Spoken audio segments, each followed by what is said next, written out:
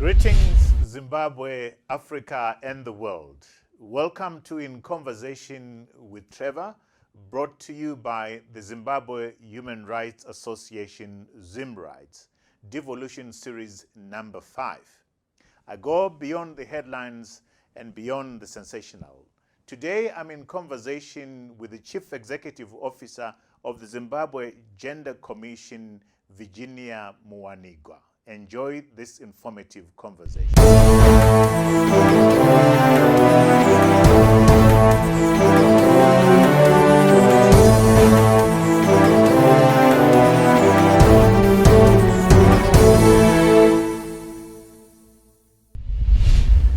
Virginia Muwanigwa, Chief Executive Officer of the Zimbabwe Gender Commission. Welcome to In Conversation with Trevor. Thank you, Trevor. We're delighted that you've been able to find time to come and have this 5th conversation with us, which is part of the ZimRights sponsored Devolution series. And today we're going to be focusing on gender as it relates to devolution. And you are, perhaps before I get there, we're going to be looking at localized power systems, service delivery mechanism, how to bring about gender equity within the concept of devolution, participation, and direct democracy. But first of all, so that people understand where we're coming from with you, is that you are an expert on gender and women's rights. You are a holder of a Bachelor of Science, honors in sociology and gender development. You've been chairperson of the Women's Coalition of Zimbabwe.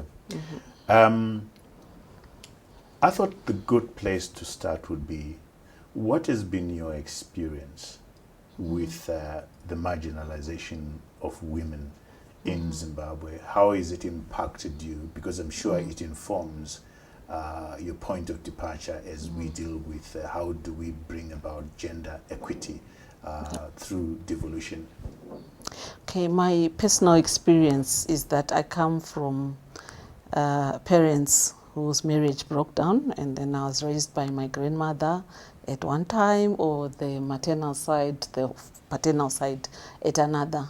And then just very early on, as an individual, I remember I used to fight with my granny, particularly my dad's mother, because she always said that I wasn't what she expected a girl to be. And I would always have these norms that I would be told about, and I would question because they didn't make sense to me. And of course, she was thinking that that was not a good sign.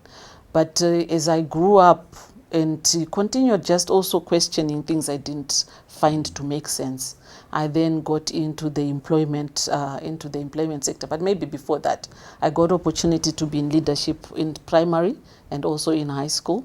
And then I wasn't able to go to university immediately after high school because I didn't have enough points. But then I started working in an NGO that was looking at political, socio-economic and political issues in the SADC region, and as a research assistant. And it was quite an eye-opener because I then got into a space where I started hearing about frameworks, about the SADC community, about where do all these rights and the issues that I used to fight about with my granny actually get meaning in. So over time, I then went to school, did journalism. By the way, that had been one of my 3 options in high school. I'd wanted to do journalism or to do sociology or to do law. And I'm happy that at least 2 of those I've done. I'm still to do the legal aspect. But in terms of then growing up in the workplace, being part of the workers' committees, and then also in our society, just being part of places I enjoyed being in, I found myself inevitably in positions of power. And eventually also in the workplace, I decided that I wanted to study journalism. And it kind of happened by accident because I did journalism. And then in the editorial department where I was working, a colleague linked me up with some people that were into women's rights. And then over time, I actually started focusing on reporting the women's rights aspects of the SADC discourse. And from there, it was also, okay, women's rights from my passion. and from writing as a journalist, but I need to understand what exactly are these rights and where do they come from. So I eventually studied sociology and gender development studies. And then it wasn't just studying, because I'm a person who believes in gender equality and women empowerment. So as I was working in both my social life and also my professional life, I would get into places where as an individual I could also contribute what I could. And then eventually I started getting into leadership positions. A lot of the times without actually looking for the position, but just finding myself eventually in a place where I'm in a position of leadership. So yes, I've been a chairperson of the Women's Coalition of Zimbabwe. I've been a vice chair of the Federation of African Media Women, which is now called Gender and Media Connect. I've also sat on boards of several women's organizations. But maybe in case people think it's just as part of my professional life, even in my social life, I am a salvationist. And I've actually held the position of leader of the women in my church. And just because I always believe that whatever it is you believe in, it shouldn't change depending on where you're at. So I'll then go back into my own family. And my family is a typical Zimbabwean family. My parents actually divorced because of the gender issues. Because of the gender. Because of the gender issues. Can we get into that? Yeah. What are those issues? It's the gender issues of my mom. Background was Kalanga in Ndebele, and my dad is Shona. And back in the 70s when I was born, that all I'll say is that it resulted in my father and my mother not being together. And the parents on either side coming in and deciding that they knew what was best for my parents. So this is how my parents broke up. And then just from... I wanted us to go to your grandmother, the conversation that you had with your grandmother, where she said you're not behaving the way that a girl should behave. Okay. What were those issues? What was that conversation like? The first issue was, okay, if you're told what you're told, just do it. You don't have to question, even if you're not sure how to do it. So, for example, I used to love just listening and being close by when the adults are speaking. And I would inevitably, once in a while, also come into the discussion. And she did not like that. And then it was also an issue of the way I would dress, my personal choices. I used to love wearing trousers. And she personally did not want the girls in our family it starts at the home, isn't it? It starts at the home. It starts at the home. We will deal with that later on. And you rise into positions of leadership. And so you're on the other side of the line, as it were, in terms of experiencing the marginalization of women. What was that experience like for you? What have you taken out through your journey of being in leadership and watching the marginalization of women? What I've taken out is that, okay, the one thing I'll put out there is that when you really believe in women empowerment, it is good, but it can be a weakness if you then go into leadership.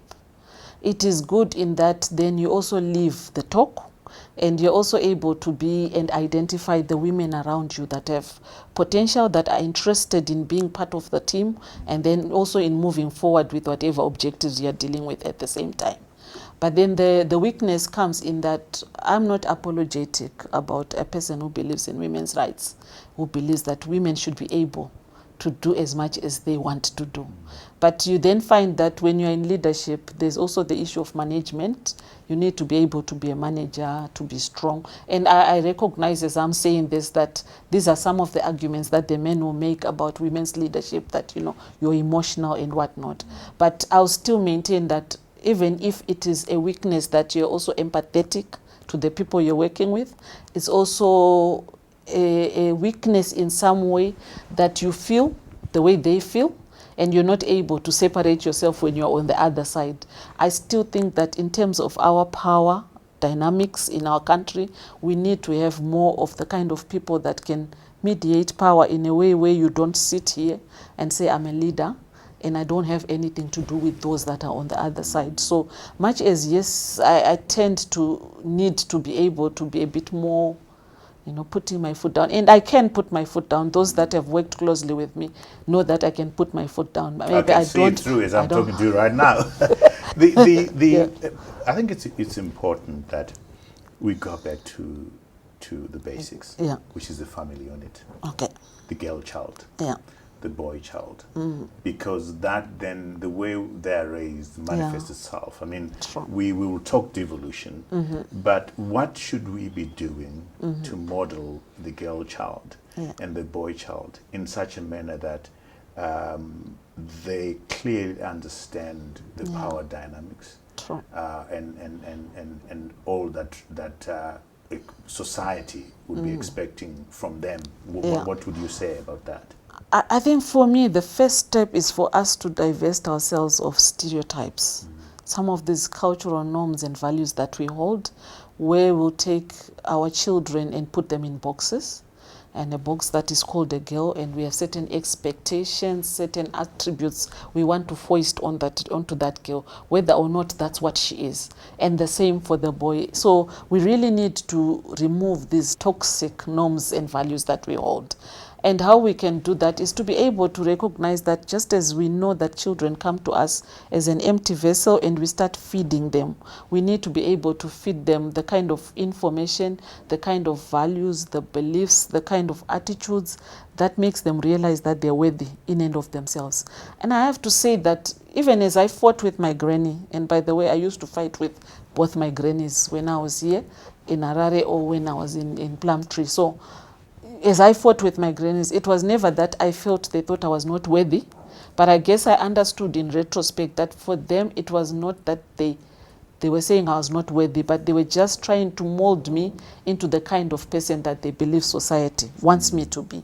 So we really need to be able to understand that the children need an opportunity to evolve, to see what they're good at, to see what they're not good at, and then of course we have the ways to reinforce certain behavior, but not to get to a point where I know that my brother, because we were two with my mom and my dad, there were only the two of us.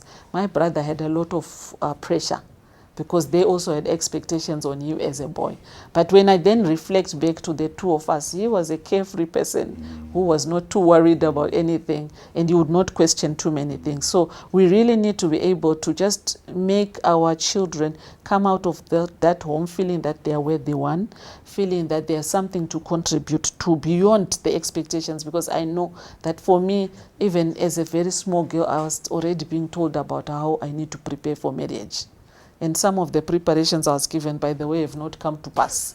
But it was one of those things that society has said, Certain this is what we expect, and this is how we'll mold the girls. Yeah. So even as I grew up, then I was seeing I had a name in my family.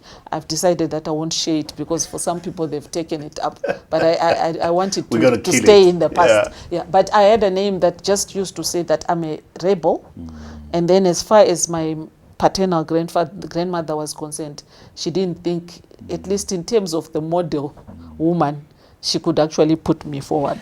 So I love that, because for me, let's see if you agree with me, because we cannot talk about devolution addressing gender issues if gender issues are not dealt with at the family unit and at society level. Is that a proper reading of the situation, or I'm getting things wrong? It is a very good reading, and we definitely need to inculcate whatever values we expect to get up from the family to the community, from the self, because we need to ensure that the person, whoever we're engaging with, actually understands, and that's what I was talking about. And then within the family and household, within the community, and then going into the public domain, up until the international. So we need to actually state the foundation that will enable this person to be able to relate from a position of power, because all of us, as we are born, as we are citizens, come with some power just as a citizen,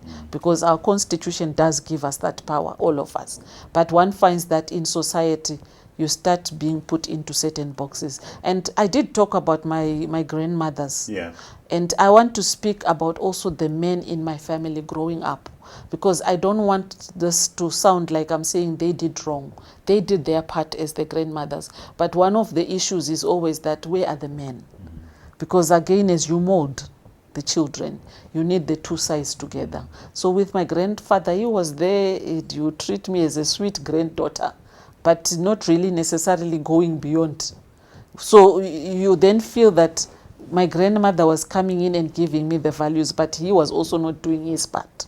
And it was the same with my dad, and I didn't see my grandfather on my mother's side. But one of the things that needs to be done is, at a family level, parenting should be about the two sides, if the possibility is there, if they are there. But we find that, again, socialization says the men can go off and socialize with others out there, and they only see their children in the corridors and whatnot. But there needs to be that engagement. Parents need to understand their children, boys and girls. The boys, the fathers, when they engage with their children, will usually want to engage with the boys. But it will be surprising that maybe the boy you're trying to make sure is a good soccer player, is a rugby player, is not interested in that. It's the girl who's interested in those areas. So we need to have that unpacking and deconstructing of some of the values that we carry. Fantastic. I love the fact that we've set the scene quite right there. Yeah. So at the national level, talking about devolution, Yeah. what problems are we trying to address? Yeah. So the problems that we're trying to address is that same socialization I was talking about, that says men and women should be in certain spaces, do certain things, and not do certain things, is also played out, because, again, family is a microcosm of our society. So one finds that when you now get into the public domain, the issues of leadership lies with the men. That's the belief. It naturally lies with the men, but it is not necessarily all natural. Some of it may be natural, but some of it is nurtured. And then we also say women are not leaders. After all, women are supposed to be married. So that same problem then comes into the public domain, where in the past, even as we actually adopted our laws, and I'm happy that the Universal Declaration of Human Rights was very clear that when we talk about rights, they apply across the board. But when we come to Africa, Africa then said, okay, Africa Charter on Human and People's Rights, because we need to actually take on board our cultural and other traditions. And unfortunately, part of those cultural and other traditions is that there's an expectation that women should not be in leadership. Women should rather focus on the domestic front, so you can lead in the kitchen, but not in public.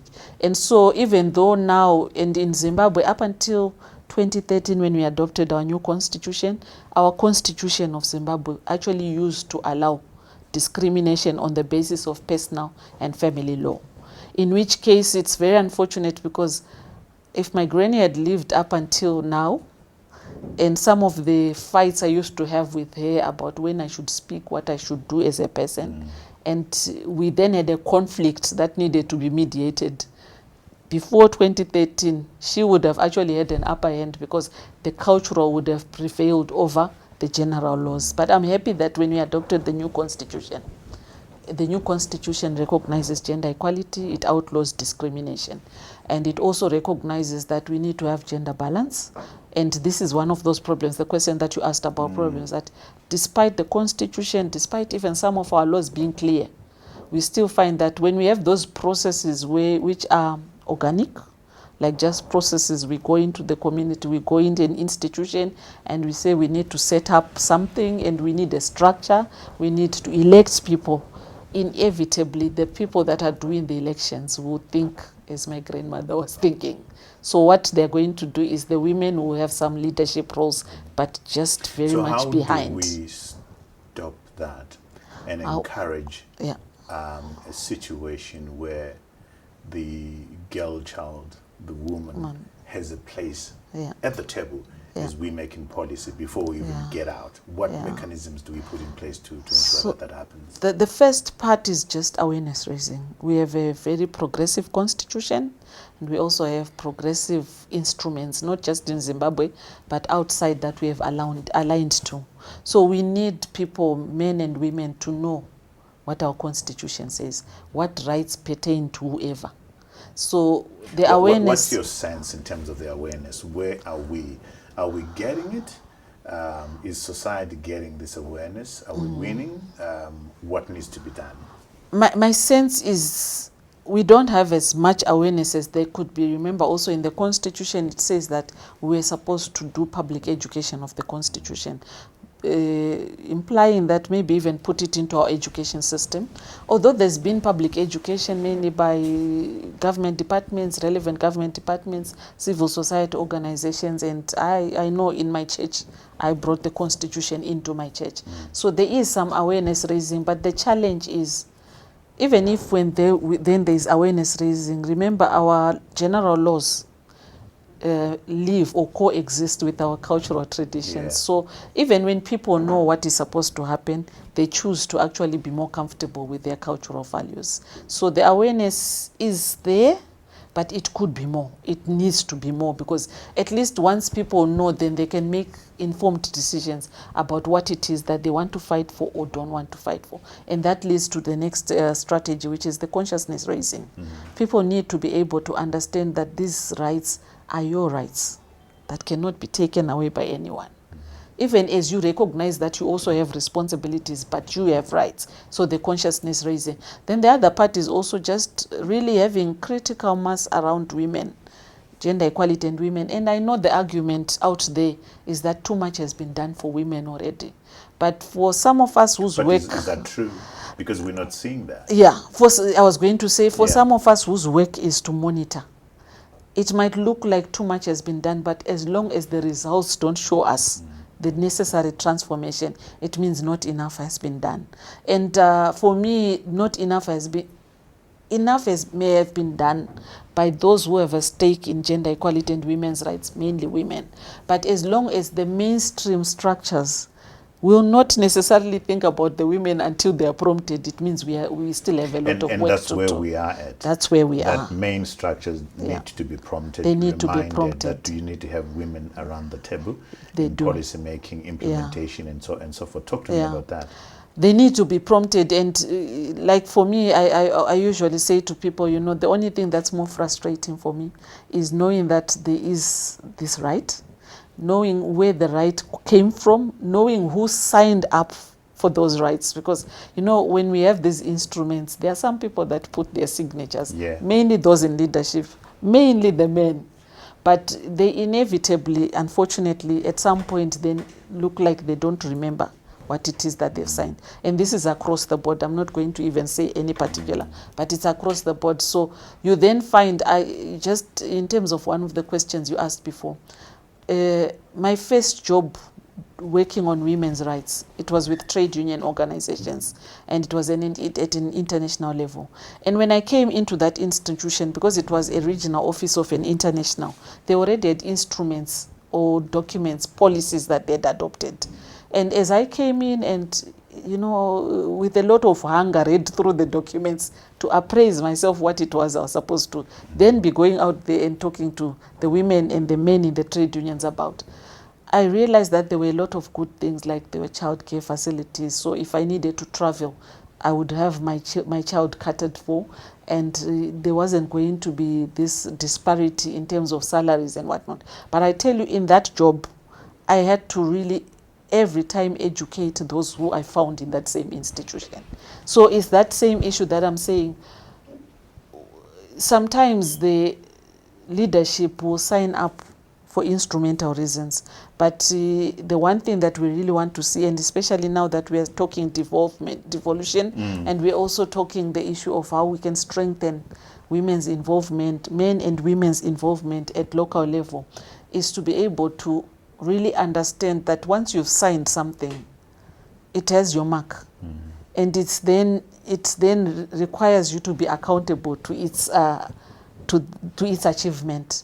So one finds that a lot of the times you then have to negotiate. I had to negotiate with that boss of mine in the trade union, even though it was there. And most of the times, eventually, I learned that I needed to bring all the documents to him, because if I came and I said I need to authorize this, he would question. So it's a journey of internalizing gender mainstreaming. I know you are passionate, Virginia, about ending poverty through mainstreaming gender. Unpack that for us. How do we end poverty by mainstreaming gender? Okay, so I guess maybe from all that I've said, one of the issues, or what we need to take away, if nothing else, is that there is no accident about the way society is organized today. It's really systemic.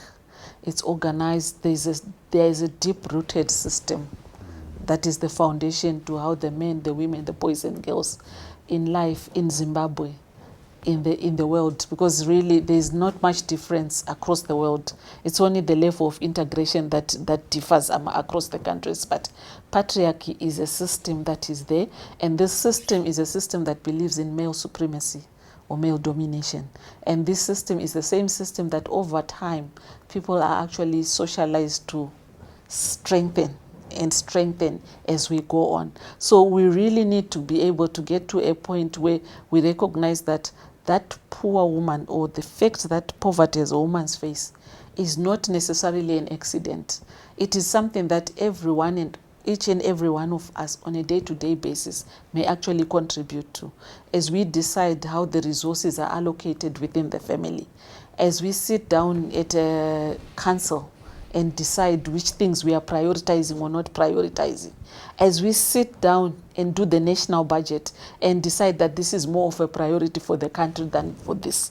Whose voices, whose choices, whose needs are we actually thinking about? So the issue of women, gender mainstreaming being necessary to eradicate poverty it just comes from an obvious situation that if the majority of our people that are living in poverty are women, if the majority of our people that are poor not just in terms of the money or resources, but poor in terms of voice, poor in terms of choices, poor in terms of control. And I'm saying poor, not that they cannot, but they're not given the opportunity to do.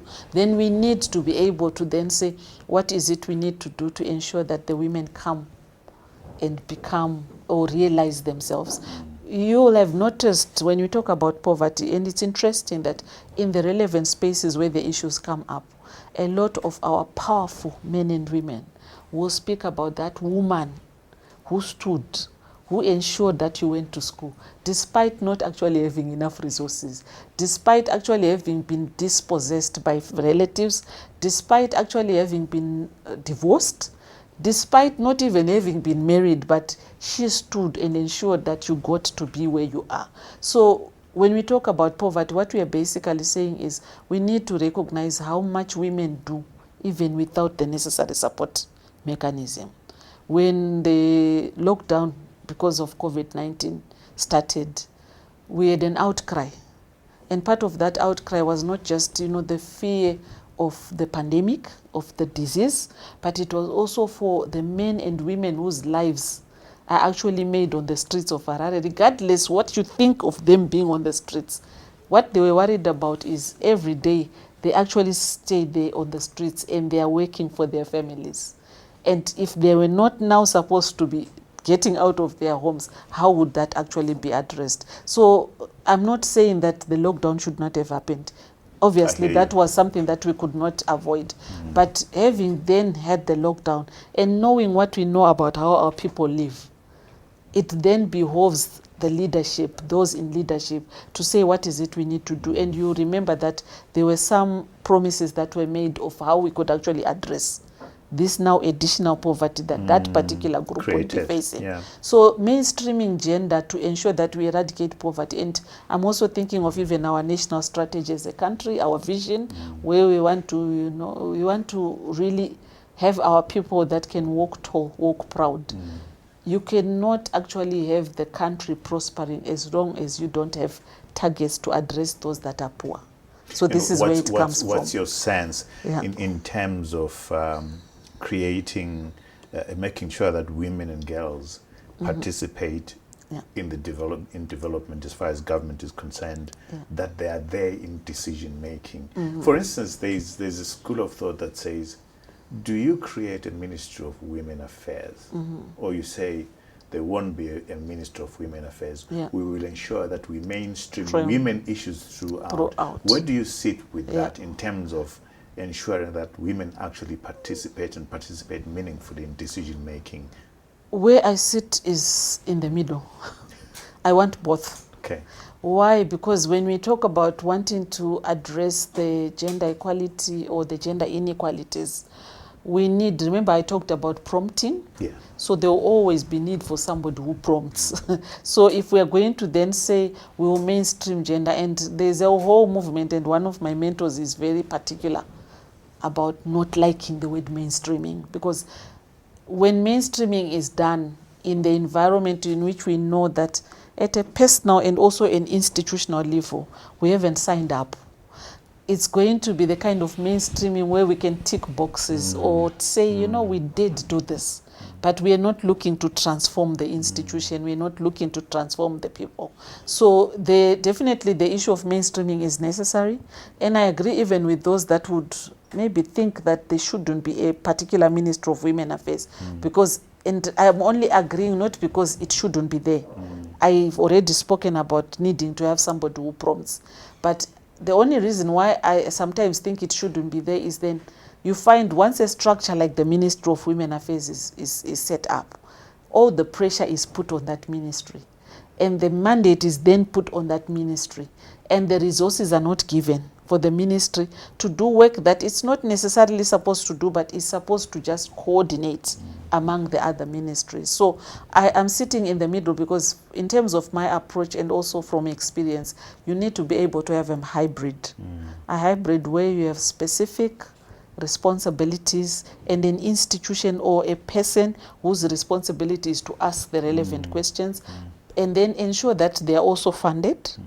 And then at the same time ensure that you mainstream, because like now, if we look, we're post-budget announcement. If you look at even the amounts of money that are given, you see that the Women's Affairs Ministry is usually under 0, under 1 in terms of percentage. That speaks to the big elephant in the room that you raised, Virginia, which is, have we signed up as individuals to gender mainstreaming? Have we signed up as organizations to gender mainstreaming? Because we can talk as much as we want about devolution, facilitating gender mainstreaming, but have you and I and the organizations that we represent signed up to gender mainstreaming? What's your sense as far as that is concerned? I think we've addressed it in a way, but the way you raise it through signing up, for me, that's a responsibility and accountability that we need to face up to. For me, because I'm the CEO of the Zimbabwe Gender Commission, and because I have a stake in this, I've signed up, and I will say we've all signed up. Why am I saying we've all signed up?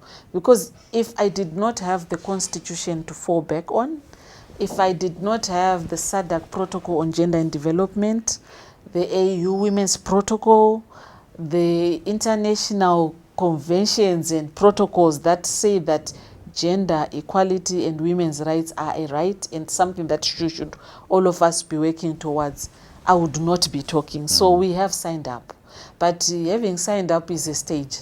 Signing up and then getting off your, okay, I was going to use the wrong word, getting off to do action is another part. Walking the talk. Yeah, so walking the talk is another. So as long as, like I always say, even at this point, and if I gave an impression that it's all doom and gloom, it's unfortunate, because it's not all doom and gloom. We do have, as a country, very good instruments that clarify the mandate, that also proffer the rights, starting with the Constitution, and that also make it easy for those who have the energy to push the agenda of gender equality and women's rights to be able to do their work. So in terms of providing mandate, we have signed up, all of us, through even those that may not be as fast in action. So through the legislative framework we have adopted, we have signed up. And that legislative framework applies not just for government or public service, but it also applies even in our private institutions, in our church, faith-based organizations, even in the civil society organizations, even in the development agencies, because it's what we said, this is who we are as a country. We recognize gender equality. So we've signed up. Let's walk the talk. What needs to be done, for instance, to ensure, what mechanisms do we need to ensure that women fully participate in leadership positions? What mechanisms need to be put in place to ensure that for instance, the police, the judiciary is manned by men and women who realize and give proper attention and priority to women's issues, to the issues that affect the girl child, for instance? Yeah. So the first part is to ensure that women are there, they are represented. So whatever structures, not just in those whose name is gender or women, across the board, women need to be represented. And in most spaces, again, because of our numerical numbers, we are already in majority. You already see that women may be represented in the institution, but it's also in terms of the leadership, in terms of decision making. So what that means is that we need to take advantage of any opportunities, because again, there's a misunderstanding when we say women should also be represented or they should be gender balanced. There are some people who say to us, are you saying that some of the men should be fired from the boards where they're already sitting? No, we are not. What we are saying is, let's take advantage of whatever opportunities present themselves to then actually get the numbers right. And then it's not enough to get the numbers, because again, just because I'm a woman does not necessarily mean that I'm going to be gender sensitive or I'm going to ensure I lead gender mainstreaming. In fact, my experience has been that once the higher you go in leadership as a woman, you're not given space to deal with the women's issues, because once you try to deal with women's issues, you are reminded that this space is not just about women, it's about the mainstream. So you need to actually be true to being a leader in the mainstream. But we definitely need to have the women represented. We need to have the sensitization, so of the women, of the men. And there's been a lot of sensitization on the women. The good thing is, being a woman, you already are sensitized because of your experiences. But we need to also have the sensitization. But we also need we need to be looking at whatever documentation informs conduct in institutions. So if you go into the judiciary, there are documents that actually determine what is the judiciary in Zimbabwe, how are they supposed to exist, how are structures set up, what are the policies that they follow, what are the procedures, administrative processes. So all those need to now also recognize that some of the people within that institution are women, and what are the specific needs of the men, of the women, that need to be addressed. Not just as people working in the judiciary, but also as the people that they service. Because again, when we are talking about mainstreaming, it's not just about addressing the institutional, the organizational, it's also addressing what it is you are giving out. What is it you are producing? What is it you are promising people? So it's also ensuring that as you do your problem analysis of issues, you recognize the gender issues. You recognize also the structural that I spoke about that will make a woman not go for a position that she's qualified for, because we do have women that will not want to go for a position that they could ace. Again, because in their heads, they were told that, no, not you. You cannot be the head of a media organization. You cannot own a media organization. You cannot be a CEO of a constitutional commission. You, a girl from Bari, you cannot be there. So we need to be able to do that problem analysis and start to also work on confidence building. Wow. You raise the point around, you are a woman, you are in a senior position, you try and deal with women's issues, and they're told no, it's not your place to be doing that. But also it raises a point, Virginia, are women a homogeneous group? No, they're not. And how do we deal with that, with those differences within women, where some are less privileged than others, some have more opportunities than others?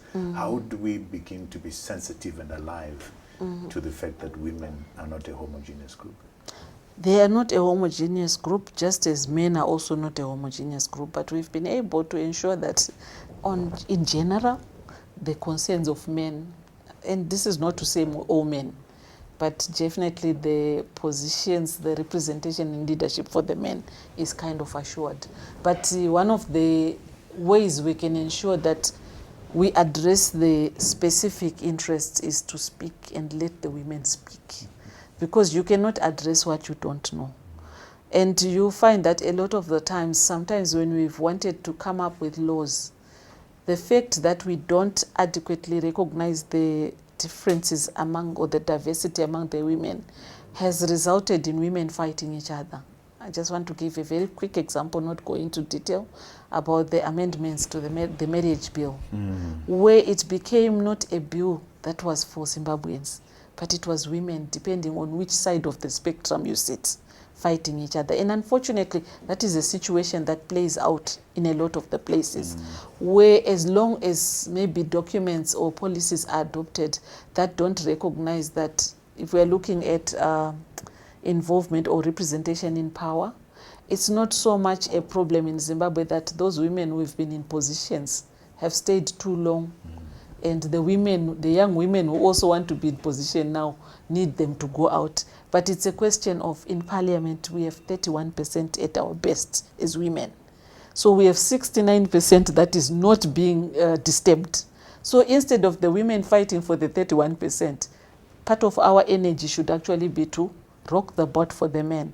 But unfortunately, one finds that this does not always happen. So you'll find, as we also want to come up with strategies as a country, as a government, sometimes the strategies backfire, even as organizations, even as the media analyzes. It analyzes in a way that does not empower people to make informed decisions. So the issue of women not being homogeneous is very important, but the fact that they're not homogeneous does not mean that we are fighting each other all the time. What, in terms of the end result, which is the issue of gender equality, or at least being recognized as a citizen, full citizen, I think that is something that is shared. How we then define what that citizenship looks like and the priorities at an individual level may differ. But as long as the principle that I'm Zimbabwean, I have these rights as an individual, and I should be able to do this with these rights, that applies across the board. Yeah. Which leads us to the point, we are aware of the rights. Yeah. The Constitution, 2013 Constitution has the devolution concept in there. There is the 2020 Government Gazette, Constitutional Amendment number 2, that is intended to give life to devolution. Yeah. What should we be doing to ensure that what is being done right now speaks to the signing up, speaks to the walking the talk, and the implementation of gender issues throughout the country, women's issues throughout the country? So what we should be doing is reflecting on the lessons we've learned from the experiences before devolution. How have we been able to ensure that we devolve power, not just to the provinces, not just to the local communities, but across the different social groups? So what's important is we have adopted measures in Parliament where we reserved seats. And I just want to quote something I had, there's a research I was doing recently, where somebody said, you know what, the reserved seats, and this is not to say we don't want them. We want them because, you know what, if you're at 0 and you're going to 1, you'll take it. But you cannot be satisfied with 1. Remind us, by the way, what's the number of seats that are reserved? It's 60. What would be the ideal? It's 60 seats. Right now it's 60 seats out of the 200. Percentage? It's out of 270 seats in Parliament. The 60 are reserved for women. And what they translated to about 31% at the time of the new government being set up after the elections. But when you then look at the constitutional target, which should be half of 270 or at 50%. Least half of 210, it should have been 105.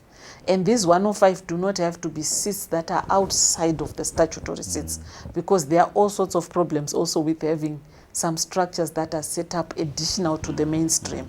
Even as I recognize, being a practitioner, being an activist who's passionate about gender equality, that you still need them. But we recognize that they are not the result, but they're just a temporary measure to be able to model, to role model numbers, to be able to give that opportunity for more women to be in that space, which they might not get if it was just the organic political parties going through their own processes and then deciding who actually is the one they're putting forward for consideration by the people of Zimbabwe. So you'll find that the quota system has worked to the extent that, yes, it has increased, especially when the numbers were quite low. But it ought to be much more ambitious, Virginia. It should be much more ambitious. And so for us, and I'm saying for us, Gender Commission and those who are interested in gender equality, What we are saying is, unfortunately, when you then have the quota or the affirmative action, and then the affirmative action is seen as the result we were looking for, rather than one of the measures to actually prompt us or to get us to where we want to go, it becomes a challenge. So you'll find that once the quota was there within the political parties, they also did not do enough to ensure that even within that the other processes, the women's numbers would increase. What And, explains that, yeah, Virginia? What explains that? it's that whole same patriarchy. It's okay. Power is contagious. People want power. And we always remind ourselves as women that power will never be given. At some point, you need to snatch it. And yes, you snatch it. But also for us, we have said, as long as we've signed up, when we signed up, it means then we mediated the power. We then said, you know what, even when the political parties sit, they need to remember gender balance. Even when the councillors eventually they need sit, to remember, or they need to prioritize. They need it's to put remember, it right at it's the center. remember, Yeah. recognize, Yeah. prioritize, and then administer. And administer is saying, what do their constitutions say? What do their policies say? What do their manifestos say? What do their structures look like today? What lessons are they learning from the way their structures are set up? What is wrong about their structures as far as gender equality and the Constitution of Zimbabwe is concerned? What processes do they do? So when they have their own party primary elections, how are they ensuring that women are also making it to the final so that the people of Zimbabwe can vote for them? So it's not just recognizing, it's actually then getting up and taking action. But if nothing else, one of the reasons for me why we need to ensure gender equality is, as a country, I think there's general consensus that we've invested in our people, men and women. And because we've invested in our people in terms of education, in terms of awareness, in terms of whatever it is that we've done as a country, depending on where you sit, you may have other thoughts about it, but I'm saying in terms of the investment that the country has put into its people, we also now need to ensure those people get an opportunity to use what it is that they got. It does not make sense that I was educated and then I don't get an opportunity to use that education to contribute to the national development strategy. It does not make sense that, in the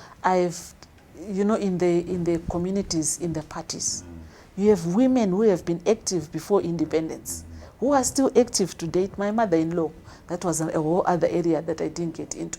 My mother-in-law, very much committed to her political party, does not care what anybody thinks at any given time. She's very convinced about the ideals of her party. And she wants to work for it. And if it wasn't that now, health-wise she's not able to, she would be actively working for it. It does not then make sense that you don't give that person an opportunity to work if she wants to work in that particular field. So it's that whole issue of, we need as a country to now also think like capitalists, think like industrialists, fully utilize whatever resources you've got at your disposal.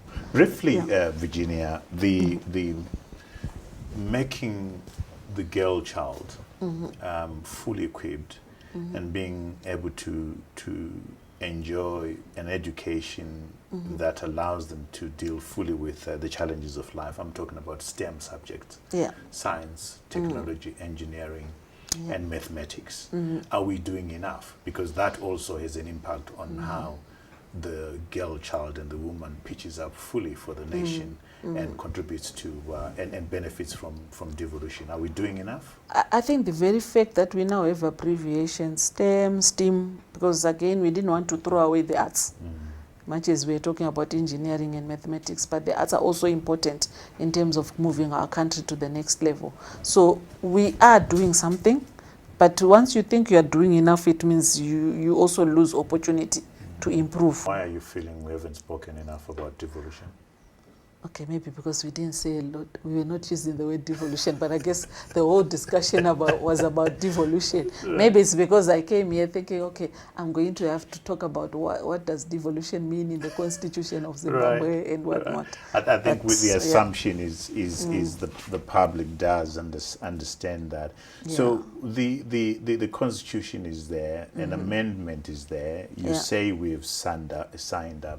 As you sit there, what are the most urgent issues, perhaps not urgent but important, that need to be done to ensure that women are an important part of this nation in terms of decision making, in terms of their voices being made, so that they fully benefit from devolution. What do you think are the key issues? Maybe this is the time for us to talk about devolution. Yeah, the key issues is that as we are talking about devolution, however we understand devolution, we need to ensure that women's voices are part of the voices we hear among those to which power is being devolved. We need to ensure that women's choices, and by choices we are saying let their voices also influence the decisions that are made at whatever level. So women's choices also need to be recognized, because again they have experiences specifically because they are women that could actually help us as we use our diversity to improve the country. We also need to think about women's ability to control or opportunity to control their destiny. Because if people are not given an opportunity to take care of themselves, it means somebody else has to take care of them. So as long as we then don't give women an opportunity to be part of the decision-making processes that determine how life looks like in Zimbabwe, we always then have to carry them, even though they are unwilling to be carried, because women need to actually be working, starting from the household and family, right up to the international, so that they can also do what they need to do. If I also gave an impression that once the women are given an opportunity, we will all ace it, no, that's not what it is. The women will also fail just as the men also fail. But the first point is to say that opportunity should be there, and it should never be taken away. It's only after the opportunity has been used and somebody recognizes I'm not able to, that they either step down, or of course the processes will put you aside if you're not able to. Given the fact that patriarchy has been so deep-seated, and that men, we're very good at using culture as a way of oppressing women, how hopeful are you about the devolution being fully empowering women, given the headwinds that we're dealing with? My hope lies in the existence of women who are really wanting to exercise their rights, and who out there, starting from the community, from the family, are going to speak out, and who are going to ensure they can do whatever is possible within their spheres of influence. So for me, devolution is something that gives me hope, because it's yet another opportunity to go and negotiate how we organize ourselves. It's not going to be easy, and we've never thought it is easy. And remember also, what is important does not come easy.